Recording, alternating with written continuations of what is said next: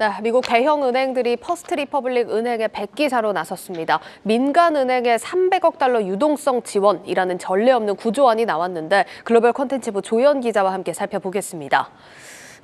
조 기자, 지금 월가 대형 은행들이 나섰는데 퍼스트 리퍼블릭 주가를 보면 시간의 거래에서 급락을 했더라고요. 이건 왜 그런 겁니까? 그러니까 정규장에서 한 10% 상승으로 마감했던 퍼스트 리퍼블릭이 시간의 거래에서 17% 폭락을 했습니다. 이유는 이 은행이 이미 지난 한 주간에 연준으로부터 대출받은 자금이 상당하다는 보도가 나오면서인데요. 외신에 따르면 퍼스트 리퍼블릭이 지난 3월 9일부터 15일 사이에 연준으로부터 대출받은 자금은 최소 200억 달러에서 최고 1,090억 달러에 달하는 것으로 알려졌습니다. 또 연방주택대출은행에서도 100억 달러를 빌렸다고 하는데요. 최대 수준으로 우리나라 돈으로 155조 원에 달하고요. 네. 앞선 지난 주말에 퍼스트 리퍼블릭이 연준과 JP 모건으로부터 700억 달러 대출받았다 이런 보도가 나왔었거든요. 예. 그러니까 최소보다는 최고 수치에 가깝다 이런 전망입니다.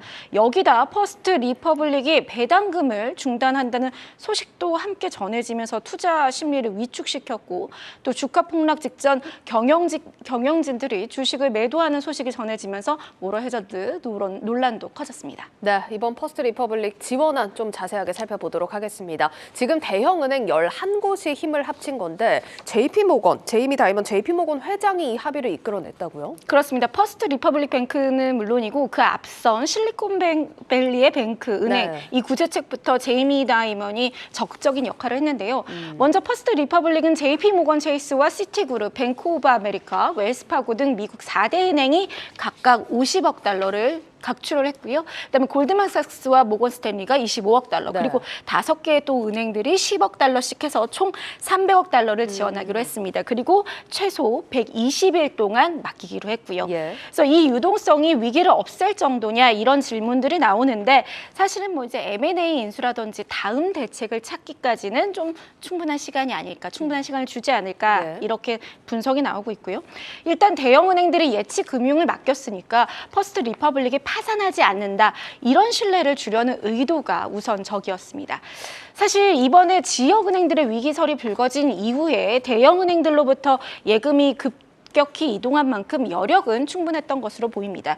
또 이번 사태의 시작점인 실리콘밸리 뱅크의 파산 가능성이 제기됐을 때 이 미 재무부 차관이 다이먼 회장의 사무실을 찾아가서 조언을 직접 구했다고 하는데요. 당초 바이든 행정부는 이 SVB 파산이 금융 시스템으로 위기까지 이어지지는 않을 것이라 봤는데 다이먼 회장이 아니다. 타 은행들로 확산해서 위험을 미 금융 전역으로 키울 가능성이 충분히 있다. 이렇게 답하면서 예금 전액 보장이 결정된 것입니다.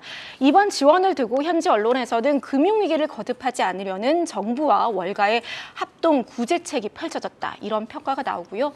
또 2008년에 비해서 금융사별 평가 손실 규모도 파악하기 쉽고 또 리스크 크기 추정도 가능해서 관리와 통제가 수월해졌다며 연준이 아니라 미국 은행 시스템에게 뱅크런 사태를 잠재울 수 있는 자체적 여력이 있다. 이렇게 진단을 내놨습니다. 알겠습니다. 조금 더 좀 자세하게 살펴보겠습니다. 지금 실리콘밸리 은행 그리고 퍼스트 리퍼블릭 둘 다 캘리포니아 샌프란시스코를 기반으로 하는 지역 은행이다라는 공통점이 있습니다. 그런데 이 리스크가 불거진 이유를 보면 좀 다르다고요? 그렇습니다. 두 은행의 총 자산과 예금 규모를 비교하면 비슷합니다. 하지만 실리콘밸리 같은 경우는 채권 투자였죠. 자산의 50%를 채권에 투자해서 금리 인상으로 채권 투자가 손실을 본 게 핵심이었습니다.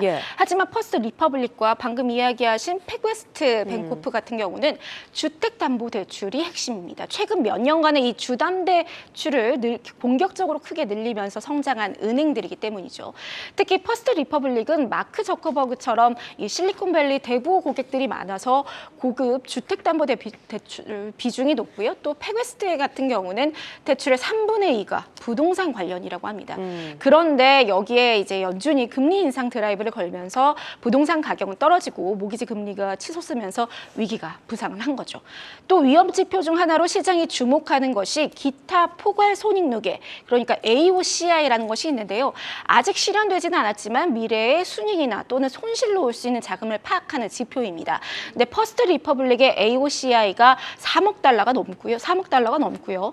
퍼스트 리퍼블릭처럼 AOCI가 적자인 은행이 현재 미국의 10곳 이상인 것으로, 그러니까 20곳 가까운 것으로 나타나서 시장의 우려를 더하고 있습니다. 예, 그러니까 결국은 지금의 고금리 상황이 그간 또 모기지 대출이 많았던 중소은행들한테는 좀 치명적이었다라는 건데 다음 주 FOMC에서 빅스텝 가능성은 현재 꺼졌지만 월가의 중로는 25bp 인상입니다. 어쨌든 금리 인상은 불가피하다 이런 얘기인데 어제 이제 ECB 상황을 보면 빅스텝을 또 단행한 상황이어서 긴장이 좀 되거든요. 그렇습니다. 16일 ECB 기준금리 3.0%에서 3.5%로 0.5%포인트 인상을 했습니다. 예.